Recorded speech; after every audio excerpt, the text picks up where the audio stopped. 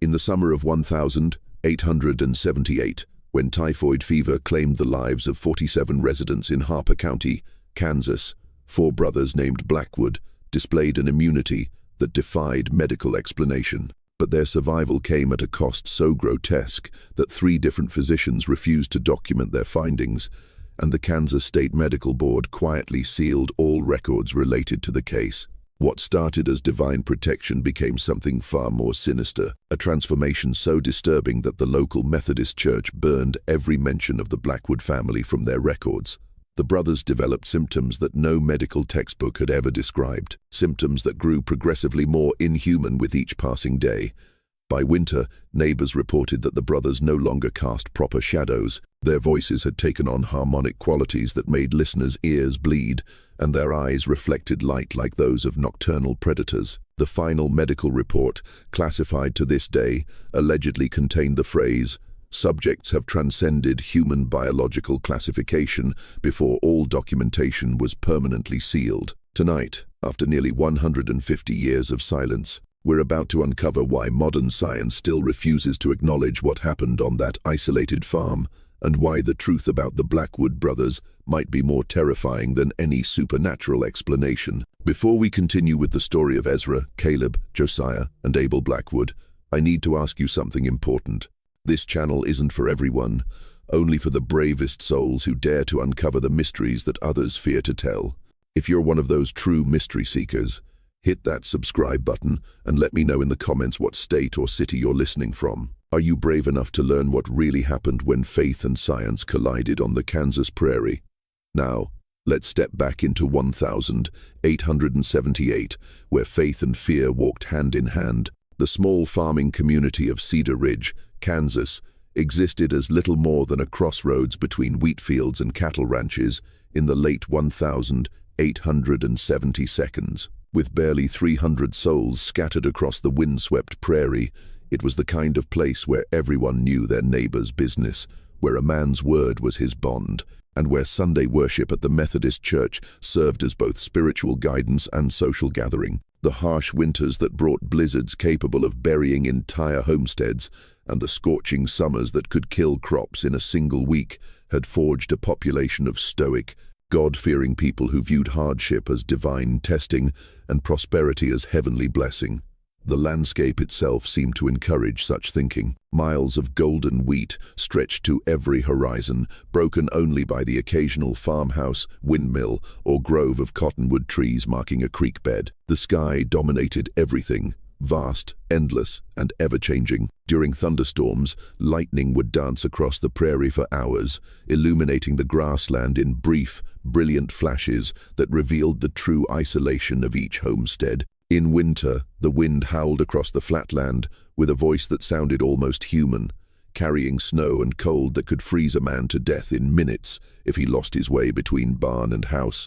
The Blackwood brothers had arrived in Cedar Ridge in the spring of 1872, purchasing 640 acres of prime prairie land with money inherited from their father's farm back in Clinton County, Ohio. The brothers had sold everything they owned, loaded their belongings into 2 covered wagons, and made the journey west with the determination of men following a divine calling. Ezra Blackwood, the eldest at 36 when they arrived, possessed the natural authority of a man accustomed to leadership and responsibility. Standing 6 feet tall with broad shoulders built by years of farm work, he carried himself with quiet dignity that commanded respect without demanding it.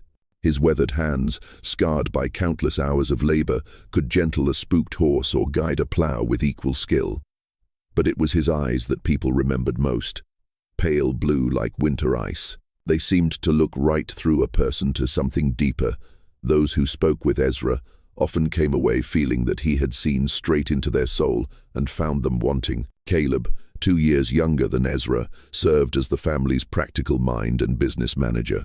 Where Ezra led through moral authority, Caleb managed through careful planning and mathematical precision. He could calculate grain yields, livestock prices, and weather patterns with an accuracy that impressed even the most experienced farmers in the county. His ledger books, kept in meticulous handwriting, tracked every penny earned and spent, every bushel harvested, every head of cattle bought or sold. But beneath his practical exterior burned the same intense faith that motivated all the brothers. Caleb saw God's hand in everything, in the perfect geometry of a wheat field, in the precise timing of rainfall, in the mathematical harmony that governed the natural world. Josiah, the third brother at 31, had received the most formal education of the four.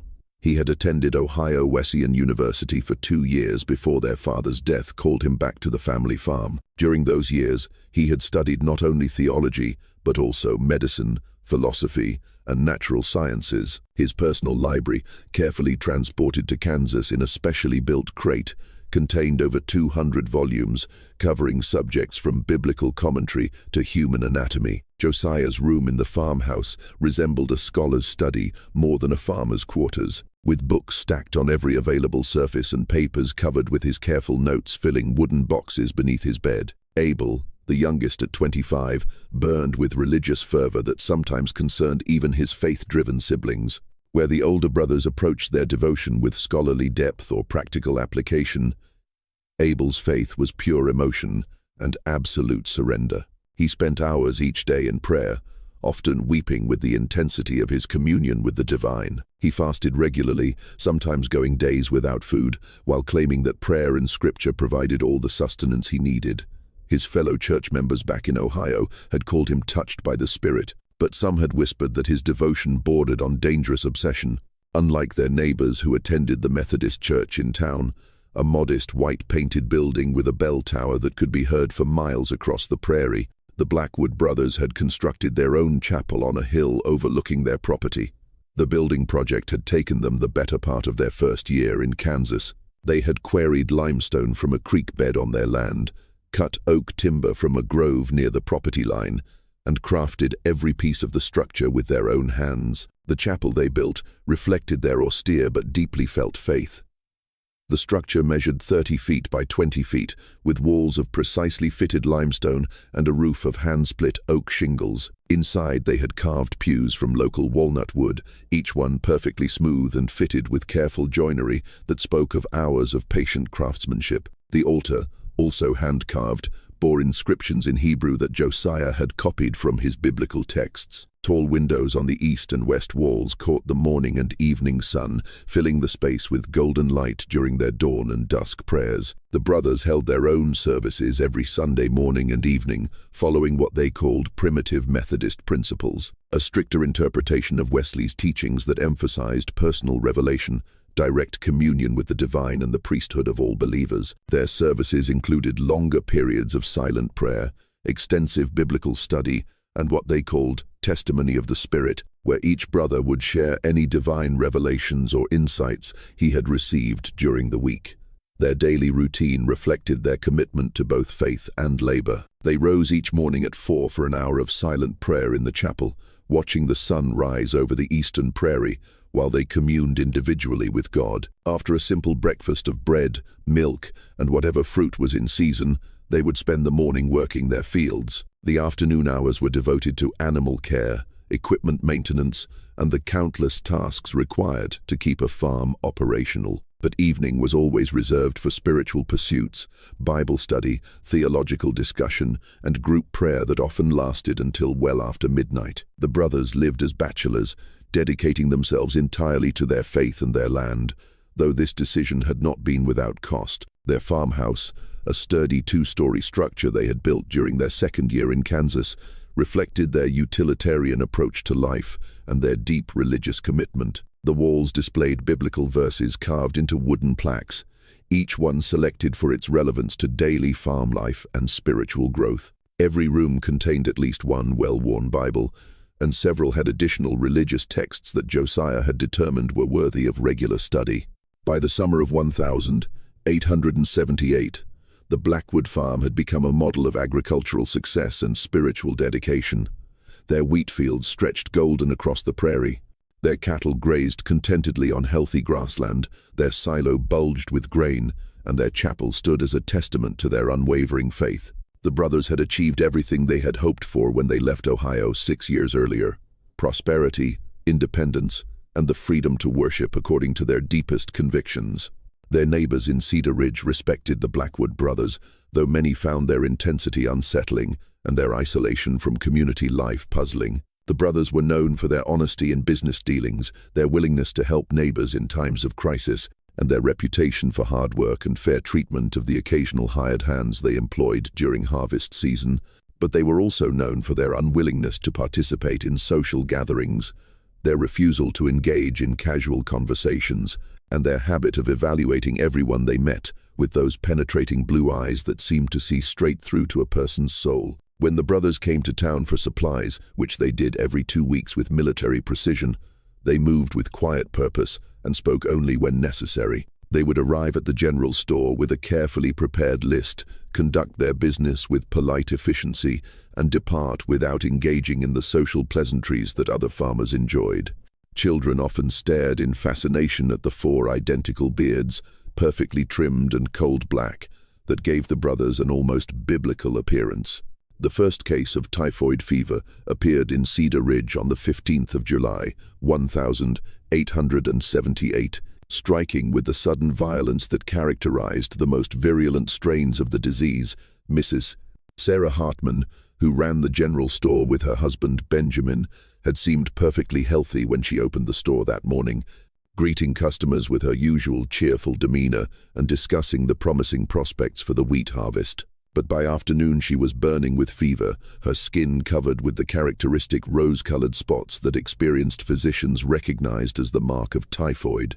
Dr. Samuel Morrison, the county's only physician, had been summoned from his rounds at the Henderson farm, where he had been delivering a breech birth that had taken most of the day. He arrived at the Hartman store to find Sarah delirious with fever, her temperature so high that it barely registered on his clinical thermometer. Her husband Benjamin, a normally calm and practical man, was pacing the store like a caged animal, wringing his hands and begging Dr. Morrison to do something, anything, to save his wife of 23 years. "Dark, she was fine this morning," Benjamin kept repeating, his voice cracking with desperation.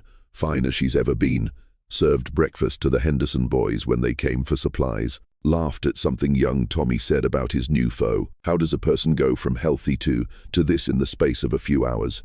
Dr. Morrison had seen typhoid before during his medical training in Philadelphia, but nothing quite like this. The disease typically developed over days or weeks, giving physicians time to attempt treatment and families time to prepare for the likely outcome. But Sarah Hartman's case seemed to have compressed the entire progression of the disease into a single devastating day. Her fever was higher than he had ever recorded in a living patient. Her delirium was complete and violent, and the rose-colored spots covered not just her chest, but her entire body in patterns that seemed almost deliberate in their symmetry.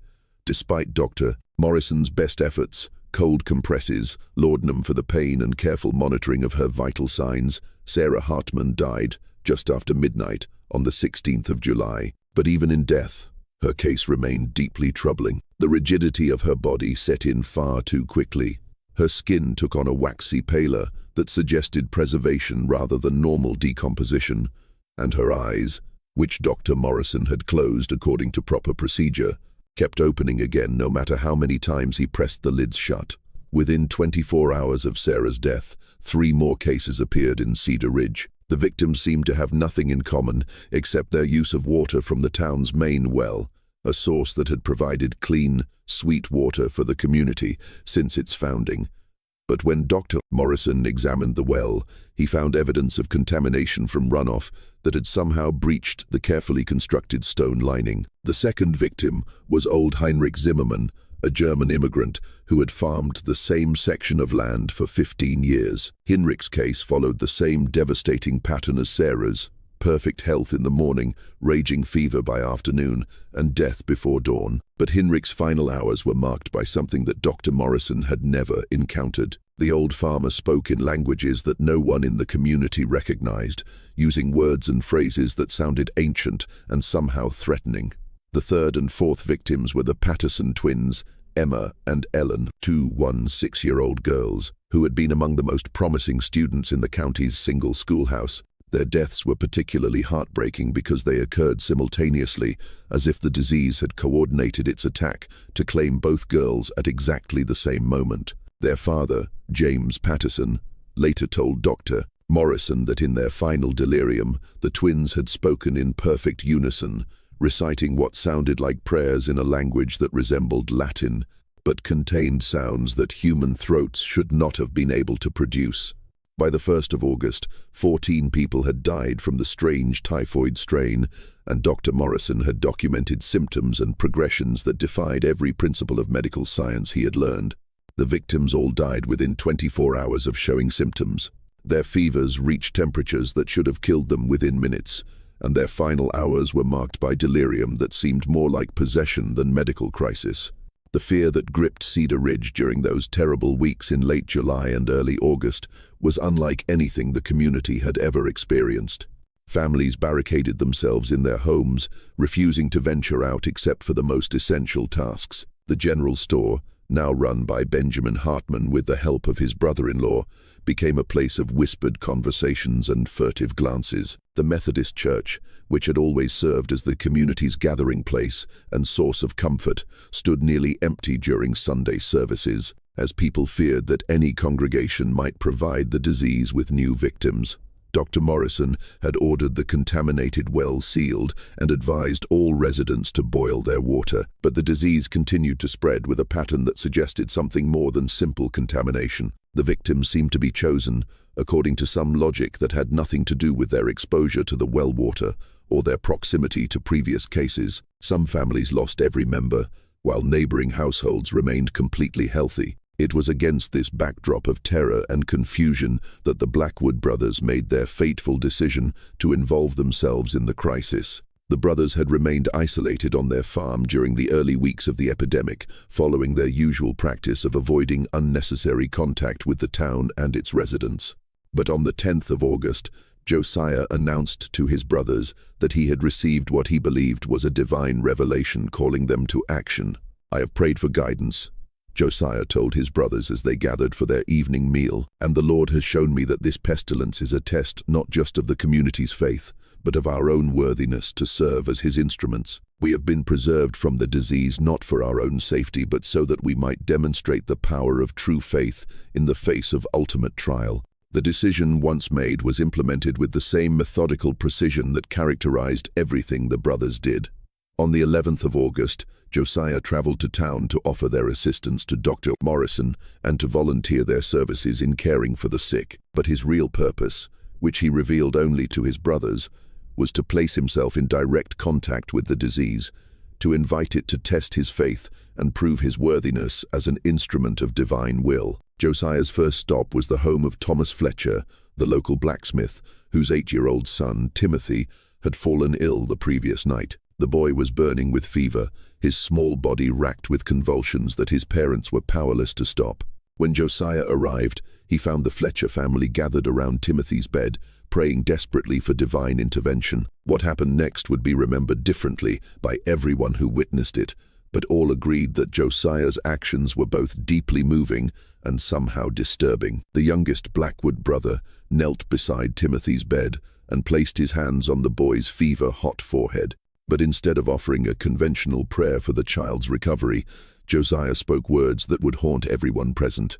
"Lord God," Josiah prayed, his voice carrying across the small bedroom with unusual resonance, "if this child must suffer for reasons known only to your divine wisdom, then let that suffering pass through me and my brothers. Let us bear what he cannot bear, experience what he should not experience, and become whatever we must become to serve your mysterious purposes. Take this innocent life and spare it through our willing sacrifice." As Josiah spoke, his hand seemed to grow warm against Timothy's forehead, and the boy's convulsions gradually subsided. The fever that had been consuming the child's small body began to break, and for the first time in hours, Timothy Fletcher opened his eyes and spoke in his normal voice, asking for water and complaining of hunger. The transformation was so dramatic and sudden that Thomas Fletcher fell to his knees, praising God for the miracle that had saved his son. But those who watched Josiah during those crucial minutes noticed changes that were far more subtle, but somehow more disturbing than Timothy's recovery. As the boy's fever broke, Josiah's own skin had taken on a flush that suggested his body temperature was rising. His eyes, normally the same pale blue that characterized all the Blackwood brothers, began to show flecks of gold that seemed to move and shift like liquid metal. When Josiah finally stood up from Timothy's bedside, he moved with the careful precision of a man who was fighting to maintain control over his own body. Dr. Morrison, who had been summoned to witness what the Fletchers were calling a miracle, examined both Timothy and Josiah with growing confusion and concern. The boy showed no trace of typhoid fever, but Josiah displayed early symptoms that were already progressing far more rapidly than should have been medically possible. Over the following 2 days, Josiah visited every household that had been touched by the epidemic, offering prayers and spiritual comfort to the bereaved families. At each stop, he repeated the same ritual, placing his hands on the heads of the sick and praying for their suffering to be transferred to himself and his brothers. The results were remarkable and terrifying in equal measure. In household after household, fever-stricken victims experienced sudden and complete recoveries. But with each healing, Josiah's own condition deteriorated more rapidly. By the 13th of August, when he finally returned to the Blackwood farm, Josiah was burning with fever and displaying symptoms that no medical textbook had ever described. But the most disturbing aspect was his continued insistence that everything was proceeding according to divine plan. Even as his fever climbed to temperatures that should have killed him, he spoke with perfect clarity about the sacred nature of his transformation. "This is not sickness," he told his increasingly concerned brothers.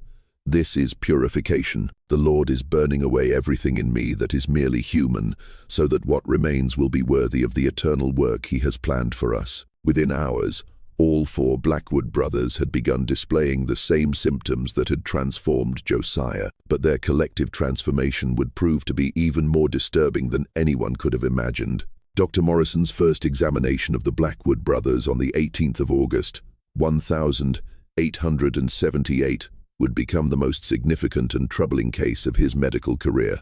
The August heat was oppressive as Dr. Morrison guided his horse cart up the winding dirt road that led to the Blackwood farm. The prairie grass on either side of the path had turned brown from weeks without rain, and the air shimmered with heat waves that made the distant farmhouse seem to float like a mirage. But as he approached the property, Morrison noticed details that struck him as oddly out of place. The brothers' wheat fields, which should have been suffering from the drought like every other farm in the county, stood tall and green as if they had been receiving regular rainfall. The cattle in the pastures appeared healthy and well-fed, despite the fact that grazing had become difficult throughout the region.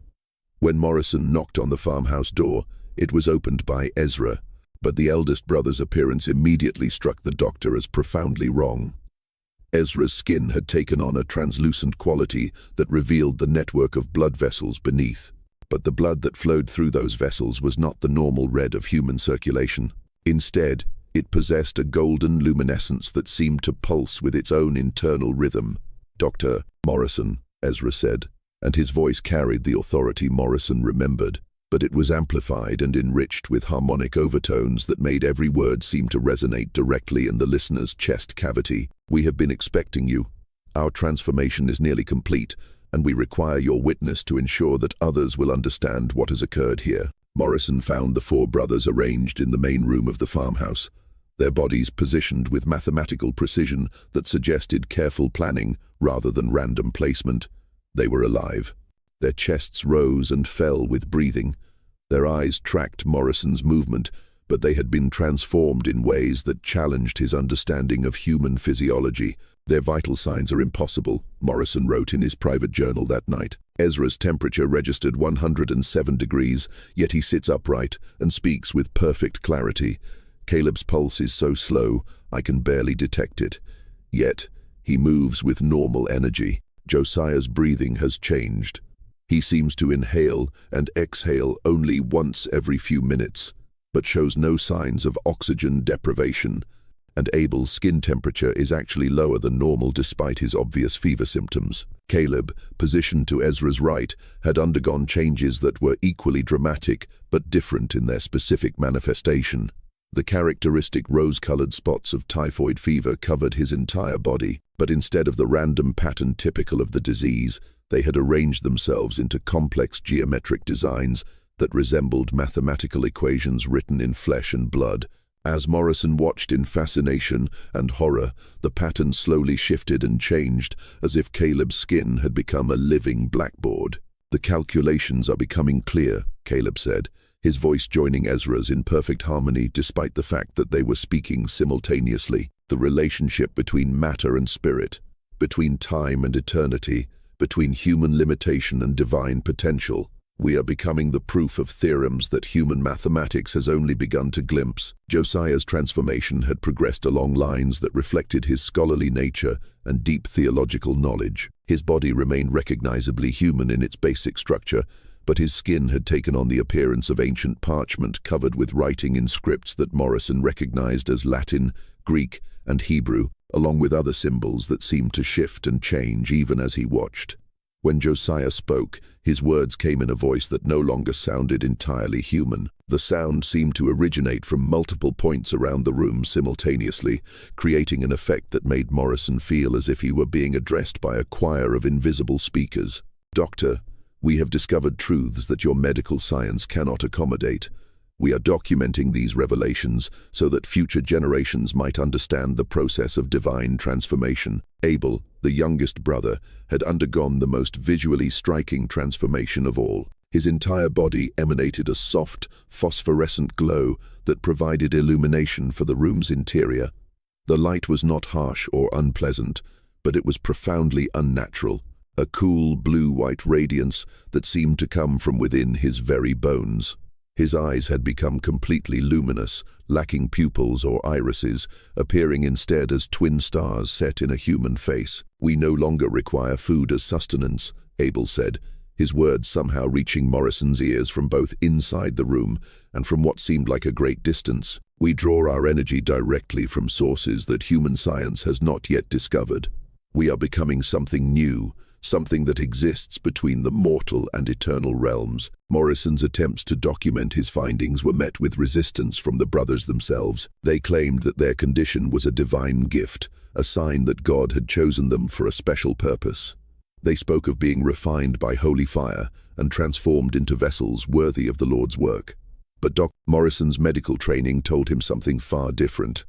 The brothers' symptoms resembled no known disease, and their collective transformation suggested either mass hysteria or something more sinister. He began to suspect that they had been exposed to some unknown toxin, possibly from their well water or from contaminated grain in their silo. The community's reaction to the brothers' condition was mixed and increasingly tense. Some residents, led by Reverend Marcus Thorne of the Methodist Church, viewed their survival as miraculous. They began making pilgrimages to the Blackwood farm, hoping to witness divine intervention firsthand. Others, particularly those who had lost family members to the epidemic, found the brothers' transformation disturbing and unnatural. "It ain't right," muttered Jacob Steinberg, who had buried his wife and 2 children in the space of a week. "Why should they be spared when good Christian folk are dying? And look at them, that ain't no blessing I can see. There's something wrong with those boys, something that makes my skin crawl just looking at them." The brothers' behavior during this period only intensified the community's unease. They continued to work their fields despite their condition, moving with an eerie coordination that suggested they were communicating without words. Neighbors reported seeing them standing motionless in their wheat fields for hours at a time, their faces turned toward the sky as if listening to some inaudible voice. The changes in their chapel services became particularly unsettling. The brothers had always conducted their worship privately, but now their voices could be heard across the prairie during their evening prayers. The sound was hauntingly beautiful, yet profoundly wrong. 4 voices, harmonizing in ways that human vocal cords should not have been able to produce.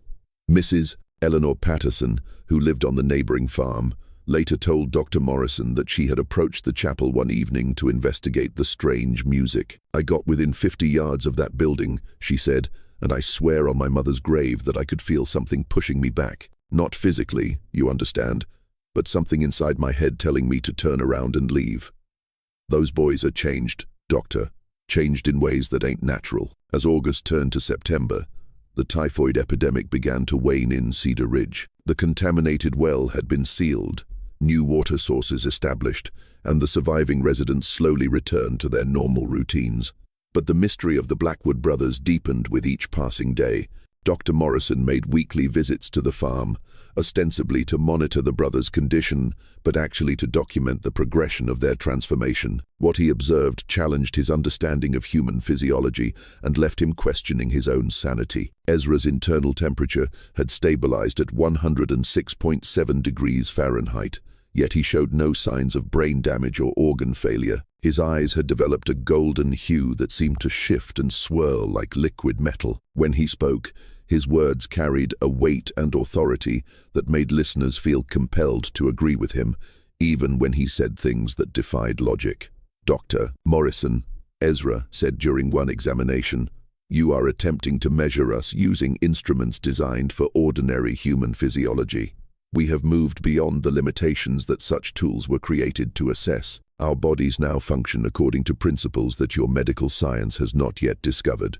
Caleb's rose-colored spots had continued to evolve, forming increasingly complex patterns that resembled ancient scripts. Dr. Morrison consulted several scholars by correspondence, sending careful drawings of the markings, but none could identify the symbols. More disturbing still, the patterns seemed to move slowly across Caleb's skin, rearranging themselves into new configurations every few days. When Morrison attempted to take a blood sample from Caleb's arm, he discovered that the brother's blood had been transformed into something that barely resembled normal human circulation. The substance that flowed from the small puncture wound was thicker than blood, golden in color, and seemed to move with deliberate purpose rather than responding to gravity and pressure. "Our circulation has been redesigned," Caleb explained, watching Morrison's growing confusion with what might have been amusement. "The fluid that sustains us now carries not just oxygen and nutrients, but information and energy from sources that transcend physical matter." Josiah's voice had become completely inhuman. When he spoke, the sound came from everywhere and nowhere at once, as if the very air around him was vibrating with his words. "Doctor," Morrison noted that conversations with Josiah left him feeling dizzy and disoriented, and he began to suspect that the brother's speech was somehow affecting his brain chemistry. The texts that covered Josiah's skin were not static decorations, but were actively being written by some invisible force. As Morrison watched, new words appeared along Josiah's arms and chest, forming sentences and paragraphs in real time. The content seemed to be a running commentary on Morrison's examination, describing his thoughts and reactions with accuracy that suggested the brother could read his mind. "We are becoming books," Josiah said, his multi-directional voice making Morrison's head spin with vertigo, living repositories of knowledge that spans both human learning and divine revelation. The transformation is encoding information directly into our physical substance. Abel's phosphorescence had grown stronger, allowing him to illuminate entire rooms with the pale glow emanating from his skin. But more unsettling was his apparent ability to sense things that should have been beyond human perception. He could predict weather changes days in advance, locate lost objects without searching, and seemed to know when visitors were approaching the farm long before they became visible. During one examination, Abel demonstrated an ability to perceive things that should have been beyond human sensation. He correctly identified the contents of Morrison's medical bag without looking inside it, described in detail the condition of horses stabled half a mile away, and seemed to be aware of conversations taking place in the town of Cedar Ridge, 3 miles distant. "Our senses have been opened to perceive realities that normal humans cannot detect," Abel explained, his luminous eyes somehow managing to convey warmth despite their otherworldly appearance. "We can see across distances that should be impossible, hear sounds that carry on frequencies beyond normal hearing."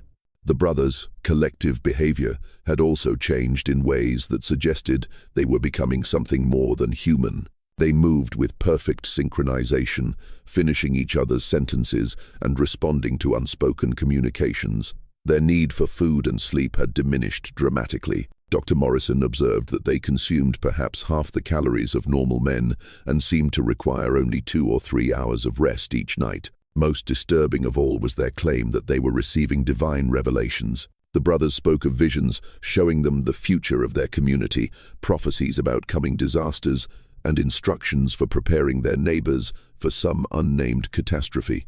They began writing these revelations in a leather-bound journal using a script that resembled no known language. The community's initial curiosity about the brothers' condition gradually gave way to fear and suspicion. Children were forbidden from playing near the Blackwood property, and adults crossed themselves when they saw the brothers in town.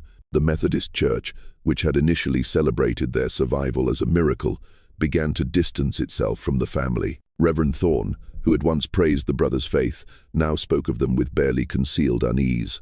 "I fear," he confided to Dr. Morrison, "that in their zeal to serve the Lord, they may have opened themselves to influences that are not entirely heavenly. There is something in their eyes now, something that looks back at you with knowledge that no mortal man should possess." By October 1878, the situation at the Blackwood farm had become untenable. The brothers' transformation had progressed to the point where they could no longer be considered entirely human. Yet, they remained lucid and articulate about their condition.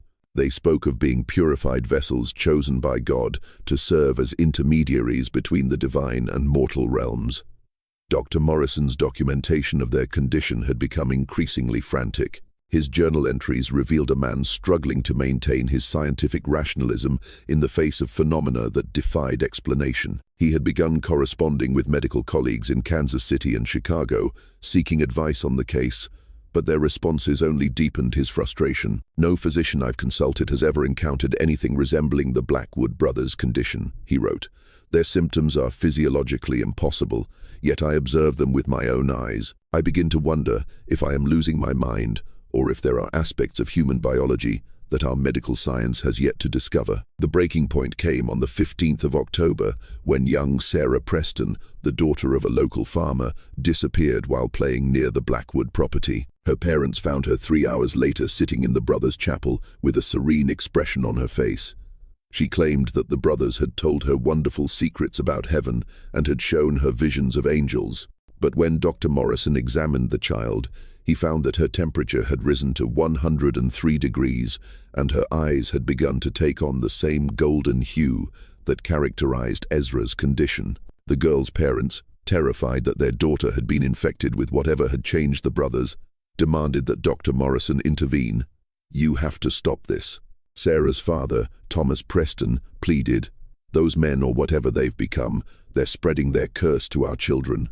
My little girl keeps talking about joining them in their holy work. She says they've shown her things that no 7-year-old should know about." Dr. Morrison's examination of Sarah revealed that she had indeed been affected by her contact with the brothers. Her fever was unlike typhoid or any other disease he recognized, and her behavior had changed dramatically. She spoke with wisdom beyond her years, demonstrated knowledge of medical and theological concepts she couldn't possibly have learned, and seemed to glow with the same phosphorescence that characterized Abel. Faced with the possibility that the brothers' condition might be contagious, Dr. Morrison made a decision that would haunt him for the rest of his life. He contacted the Kansas State Medical Board and the Regional Health Authority, requesting immediate intervention. But when officials arrived to investigate, they found the case so disturbing that they chose to suppress it rather than study it. Dr. James Patterson, the state medical examiner, spent 3 days at the Blackwood farm in late October. His official report, sealed by the state board, allegedly contained observations that were incompatible with current medical understanding and potentially damaging to public health and safety. The report was classified and remains sealed to this day. But Patterson's private letters to his wife, discovered years later, revealed the true extent of his horror. "I have seen things," he wrote, "that challenge not only our understanding of disease and human physiology, but the very nature of life itself. The Blackwood brothers are no longer entirely human, yet they are not dead. They exist in some intermediate state that our science cannot explain and dare not acknowledge." The community's growing unease about the brothers' continued presence came to a head when several families reported that their children had begun disappearing from their beds at night, only to be found hours later, standing in the fields surrounding the Blackwood chapel. The children had no memory of how they had gotten there, but they returned with knowledge and abilities that their parents found deeply disturbing. Just when we thought we'd seen it all, the horror in Cedar Ridge intensifies. If this story is giving you chills, share this video with a friend who loves dark mysteries. Hit that like button to support our content, and don't forget to subscribe to never miss stories like this. Let's discover together what happens next. Mayor William Harrison convened a town meeting on the 25th of October to address what many residents viewed as a crisis requiring immediate intervention. The meeting was attended by nearly every adult in Cedar Ridge, and the discussions revealed a community deeply divided between those who viewed the brothers as blessed healers and those who saw them as dangerous influences. Dr. Morrison was called upon to provide a medical assessment, but his testimony only deepened the community's confusion and fear. He described the brothers' condition as unlike anything in medical literature, acknowledged that their influence appeared to be spreading to other residents, and admitted that conventional medicine had no treatment to offer. "I have observed physiological changes in the Blackwood brothers that challenge our fundamental understanding of human biology," Morrison told the assembled crowd. "Their vital signs are consistently abnormal, yet they show no signs of illness. Their capabilities exceed normal human limitations, yet they maintain lucid consciousness. I cannot classify their condition as a disease because they are not suffering. I cannot call it an improvement because it represents a fundamental alteration of human nature." The meeting concluded with a decision that would have profound consequences. A committee of community leaders was formed to visit the Blackwood farm and demand that the brothers either reverse the changes they had undergone or leave Cedar Ridge permanently. The committee would include Mayor Harrison, Reverend Thorne, Thomas Preston, and Dr. Morrison, and they would deliver an ultimatum requiring the brothers to respond within 1 week. The delegation from Cedar Ridge arrived at the Blackwood farm on the 1st of November, 1878, under a grey sky that seemed to press down upon the prairie with the weight of impending winter. Dr. Morrison rode alongside Mayor Harrison, Reverend Thorne, and Thomas Preston, each man lost in his own thoughts about the confrontation that awaited them. The farmhouse and outbuildings appeared normal from a distance, but as the delegation drew closer, details emerged that confirmed Morrison's growing conviction that the Blackwood property had become something beyond conventional classification. The wheat fields, which should have been harvested weeks earlier, stood tall and golden despite the approaching winter. The cattle in the pastures moved with an unnatural coordination, grazing in precise patterns that formed geometric shapes when viewed from the elevation of the road. Most unsettling of all was the chapel on the hill. The limestone structure seemed to pulse with a faint luminescence that was visible even in daylight, and the sound of voices could be heard emanating from within. Not the familiar harmonies of Methodist hymns, but something far more complex and otherworldly. When the delegation knocked on the farmhouse door, it was opened by young Sarah Preston, whose presence there shocked her father into momentary speechlessness. The girl appeared healthy and happy, but the golden flecks in her eyes had grown more pronounced, and her skin had developed the same translucent quality that characterized the brothers' condition. "Hello, Papa," Sarah said, her voice carrying the harmonic undertones that had become the signature of the transformation. "The brothers have been expecting you. They're waiting in the chapel, and they're ready to answer all your questions." The delegation's journey to the chapel was marked by phenomena that challenged their understanding of reality itself. The ground beneath their feet seemed to vibrate with subtle energy, and the air around them shimmered with patterns of light that resembled heat waves, but felt cool to the touch. Birds flew in formations that defied their natural behavior, arranging themselves in geometric patterns that shifted and changed as the men walked toward the hill. When they entered the chapel, they found the 4 Blackwood brothers arranged in a perfect square around the altar, their bodies positioned with mathematical precision. The brothers' transformation had reached a stage that made their previous condition seem almost normal by comparison. Their skin had become completely translucent, revealing internal structures that bore no resemblance to normal human anatomy. Their eyes were pools of liquid gold that seemed to contain depths beyond physical possibility. "Welcome," said Ezra, though his voice seemed to come from all 4 brothers simultaneously. "We have been expecting you, and we understand the concerns that have brought you here. You fear what we have become, and you worry about the effects our transformation is having on your community. These are reasonable fears, and we do not dismiss them lightly." Mayor Harrison, speaking as the official representative of Cedar Ridge, delivered the ultimatum that the town had decided upon. The brothers would need to either return to their normal human condition or leave the area permanently. The community could no longer tolerate the uncertainty and fear that their presence had created. "Mr. Mayor," responded Caleb, his voice joining Ezra's in perfect harmony. "We understand your position, but we must tell you that what you ask is impossible.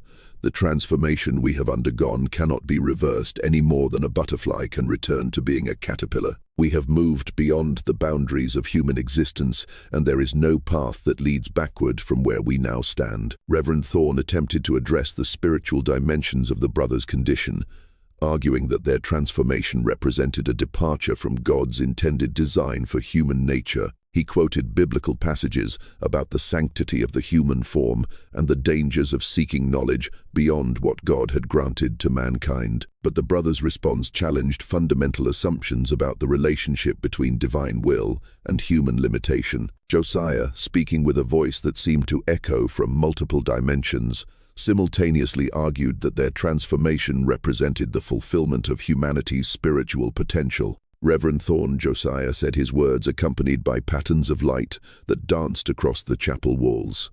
"You speak of God's design as if it were static and unchanging, but the scriptures themselves promise that human beings are destined for transformation and elevation.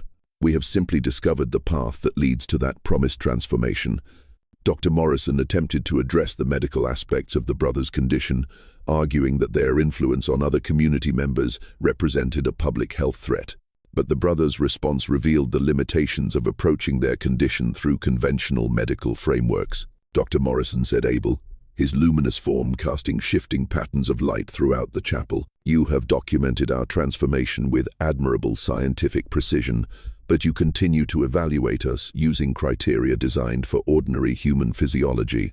We are no longer bound by the limitations that those criteria were created to measure." The turning point in the confrontation came when Thomas Preston confronted the brothers about their influence on his daughter. His parental desperation broke through the philosophical abstractions that had dominated the discussion. "I don't care about your theories and theology," Preston said, his voice cracking with emotion. "I care about my little girl. She was normal and happy before you got your hands on her. Now she talks like an adult, knows things no child should know, and looks at me with eyes that seem to see right through to my soul.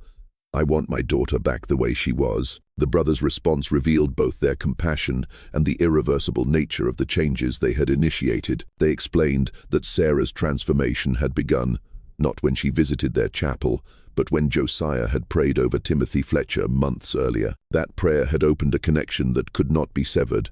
"Thomas," said Ezra, his voice carrying infinite gentleness, "your daughter is not lost to you. She is becoming something that will serve purposes far greater than anything she could achieve within the limitations of ordinary human existence. The love you feel for her will continue to bind you together, even as she evolves beyond normal human classification." But it was Sarah herself who provided the resolution that none of the adults had been able to achieve. She stepped forward and addressed the delegation with clarity that seemed impossible for someone her age. "Papa, Mayor Harrison, Reverend Thorne, Dr. Morrison," she said, her young voice carrying absolute truth. "You're asking the wrong questions. You want to know if what's happening to us is good or bad, safe or dangerous, right or wrong. But those categories don't apply to what we're becoming. We're not better or worse than we were before. We're different in ways that make such comparisons meaningless." The brothers then offered to demonstrate their capabilities to prove that their transformation represented expansion rather than loss. Dr. Morrison, driven by scientific curiosity despite his fear, agreed to the demonstration. What followed provided Morrison with evidence that would haunt him for the rest of his life. The brothers arranged themselves around the delegation and began what they called a consciousness bridge, a process that allowed normal humans to experience temporarily the expanded awareness that had become their permanent condition. For several minutes that seemed to last hours, Morrison experienced reality from the brothers' perspective. He could perceive the thoughts and emotions of every person in Cedar Ridge, witness events occurring hundreds of miles away, and understand connections between apparently unrelated phenomena that revealed the underlying unity of all existence. The experience was simultaneously exhilarating and terrifying, offering knowledge that no human mind was designed to contain. When the demonstration ended, Morrison found himself changed in ways that would affect him for the rest of his life. He had experienced proof that reality was far more complex than conventional science acknowledged. But he had also discovered that some knowledge was too vast for ordinary human consciousness to process safely. The other members of the delegation had similar experiences, but the demonstration also revealed the price that came with such expansion. Each member experienced moments of disorientation as their normal consciousness struggled to process information that exceeded its capacity. The truth about the Blackwood brothers was finally revealed through Dr. Morrison's secret analysis of their blood samples. Under his microscope, instead of normal cells, he found structures that defied classification, larger than normal, possessing multiple nuclei, and moving with deliberate purpose. "The blood is alive," Morrison wrote, his handwriting betraying agitation, not merely containing life, but possessing consciousness that coordinates cellular activities. It's as if their entire circulatory system has become a single thinking organism. Morrison discovered the brothers hadn't survived typhoid fever. They had been transformed by it. The disease had triggered some form of evolutionary adaptation, changing their fundamental biology. Their bodies had become something new, existing between life and death. The brothers revealed that their transformation had been intentional from the beginning. Josiah's prayer over Timothy Fletcher had been a calculated ritual based on knowledge discovered in theological studies. They had found references to divine communion requiring complete surrender of human flesh to achieve union with the eternal. "We are not dying," Caleb said. "We are becoming. This flesh is merely a cocoon, and we are emerging as something far greater." The brothers revealed contact with others like themselves throughout history, individuals who had undergone similar transformations. They spoke of a network of purified vessels working to prepare humanity for some great change. Morrison realized the brothers had become something beyond human classification, not alive in traditional sense, but not dead either. They existed in a state medical science could not acknowledge because it challenged fundamental assumptions about life and death. "You can join us," Abel said, his phosphorescent skin pulsing with invitation. "Your scientific mind would be preserved and enhanced." But Morrison, faced with the choice between humanity and transcendence, chose to remain human. He fled the chapel, driving through darkness with desperation, born of absolute terror. Dr. Morrison's flight from Cedar Ridge marked the beginning of the end for the Blackwood brothers' story. Unable to cope with what he had witnessed, Morrison destroyed all his research, burned his journals, and left Kansas forever. He settled in Oregon, where he practiced medicine for another 30 years, but he never spoke of the Blackwood case to anyone. The brothers themselves seemed to understand that their presence had become incompatible with the human community they had once served. In the weeks following Morrison's departure, they began to withdraw from all contact with their neighbors. The lights in their chapel, which had been visible across the prairie for months, went dark. The strange harmonies that had echoed from their evening prayers fell silent. On the 15th of December, 1878, Thomas Preston found the first body. Ezra lay in the chapel, his transformed flesh already beginning to decompose in ways that followed no known biological process. His golden eyes had turned to glass, and his skin had taken on the appearance of ancient parchment. There was no obvious cause of death. He had simply ceased to exist. The other brothers were found over the following days, each in a different location on the farm. Caleb was discovered in the wheat fields, his body surrounded by a circle of grain that had grown to impossible heights overnight. Josiah was found in the farmhouse library, seated at his desk with a pen in his hand and a blank page before him. Abel was discovered in the barn, his phosphorescent skin still glowing faintly in the darkness. The Methodist Church, eager to distance itself from the case, arranged for the brothers to be buried quickly and quietly in the chapel's small cemetery. No autopsy was performed. No official cause of death was recorded, and the graves were marked with simple stones bearing only names and dates. But the mystery of the Blackwood brothers did not end with their deaths. In the years that followed, the farm was abandoned and the chapel fell into ruin. Yet travelers passing through the area reported strange lights emanating from the hilltop and the sound of harmonious voices carrying across the prairie on still nights. The Kansas State Medical Board's sealed report on the case remains classified to this day. Dr. Patterson's recommendation that the matter be permanently suppressed in the interests of public health and scientific integrity was accepted without question. The official position is that the Blackwood brothers died of typhoid fever complications and that any reports of unusual symptoms were the result of mass hysteria brought on by the epidemic. In 1923, the abandoned Blackwood farm was purchased by a development company that intended to build a new town on the site. But construction workers refused to work near the chapel ruins, reporting feelings of overwhelming dread and strange visions. The project was abandoned and the land was eventually donated to the state as a wildlife preserve.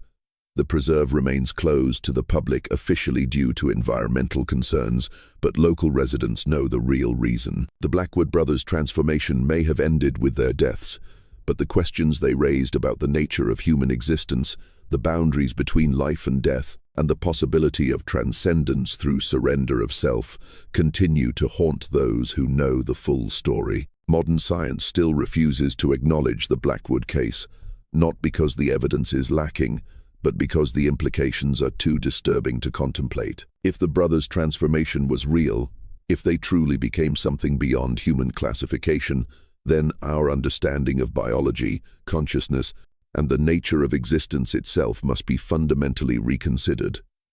The truth is that some mysteries are too dangerous to solve, some knowledge too terrible to possess. The Blackwood brothers discovered a path to transcendence that required the complete surrender of their humanity, and in doing so, they became something that human society could neither understand nor accept. Their story serves as a warning about the dangers of seeking knowledge that humanity is not prepared to handle. In their desire to commune directly with the divine, to bypass the limitations of human existence, they opened themselves to forces that transformed them into something that was neither fully alive nor completely dead. The chapel on the hilltop stands empty now, its windows dark and its doors sealed. But on certain nights, when the wind is still and the moon is dark, travelers report seeing 4 figures standing in the wheat fields, their faces turned toward the sky as if listening to some distant voice. What we do know is that the Blackwood brothers' quest for divine communion led them to a destination that science cannot map and religion cannot explain. They became living proof that there are some thresholds that once crossed cannot be uncrossed, and some transformations that are irreversible. This mystery shows us that the boundaries between life and death, between human and divine, may be far more permeable than we imagine. The Blackwood brothers found a way to transcend those boundaries, but the price they paid was their humanity itself. What do you think of this story? Do you believe everything was revealed? Leave your comment below and share your theories about what really happened to the 4 brothers. If you enjoyed this tale and want more horror stories like this, subscribe, hit the notification bell, and share with someone who loves mysteries. The truth is out there waiting for those brave enough to seek it. See you in the next video.